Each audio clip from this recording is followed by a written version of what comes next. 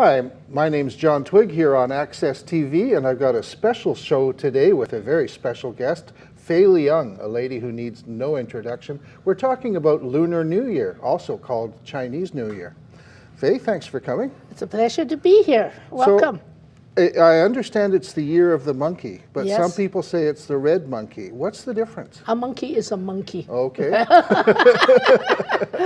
Technically, that is the reason they would say the monkey in five represent the five elements, you know, Okay. metal, water, earth, and all that. But that's just technicality. But the Chinese generally in the 4,713 in years of our monkeys, the year of the monkeys, or whatever the year is. Yeah. So the monkey is very special. Yeah. The monkey is full of fun.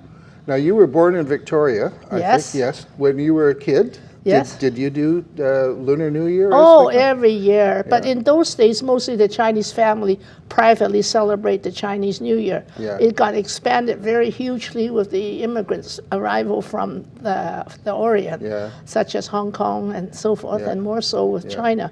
But in the old days, then the families celebrate its years of each year, whether it's the monkey or the dragon.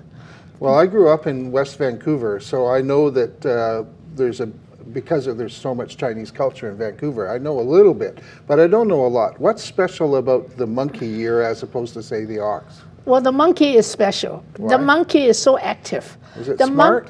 The monkey is very smart, thought so, very clever, naughty, full of wisdom, excellent memory, knowledgeable and experienced, and capable, and excellent in creating opportunity, diplomatic.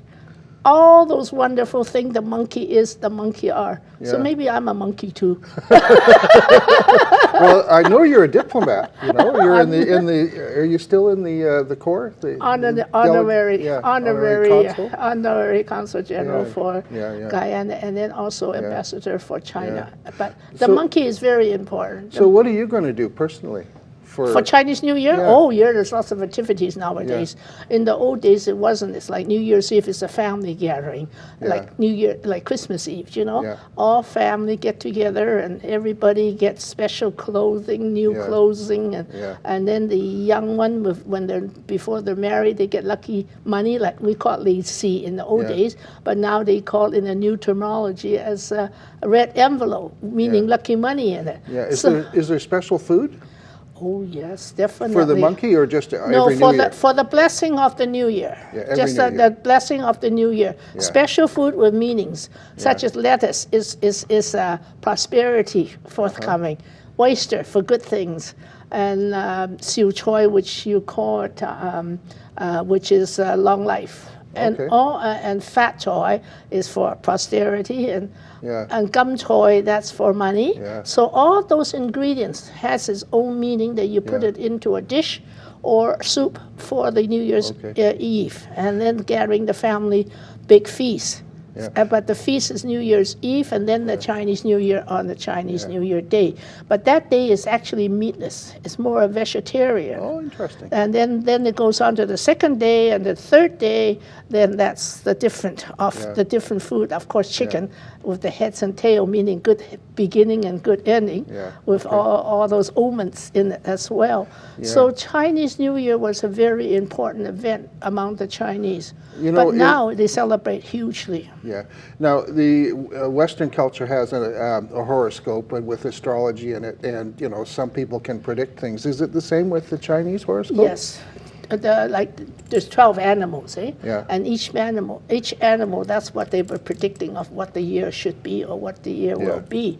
But in the nowadays, the Western Caucasians are jumping into celebrating the Chinese New Year, as you probably see. Well, even commercialized. I was just going to say it's a great business event. Even commercialized, and television. And so then it's a parade. And so the politician, what do? The red envelope, the lacy, is supposed to be money to give out for good luck for the children that's not married. The married person gives it to the unmarried. But no, so what do? So they buy a whole stack of envelope, print their names onto it, like Christy Clark, Premier of British Columbia, and stuffed candies in it. And then they come along the march on the parade and start handing out to the crowd. So they just commercialize and. Will there be a big parade in Vancouver Oh this year? yeah, lately Okay. years they have, and this huge Yeah. parade in Chinatown. Okay. And I was on it last year on top of a convertible and waving to all the friends while all those politicians Well, let's around hope were. the weather is good this year. We're just about out of time, but Gung Hei Fat Choi, what does that mean? Gung hei fa choi, wishing you prosperity. And that Prosperity. is one of the phrase of Happy New Year. Actually, it means it's Happy New Year. But in the new terminology, this is Gung hei fa choi Yeah. and Gung xi fa cai in Mandarin. I was just going to ask. And that is blessing you of prosperity. Well, that's a great place to end. Faye, thank you very much for coming on Access TV and telling us about Lunar New Year.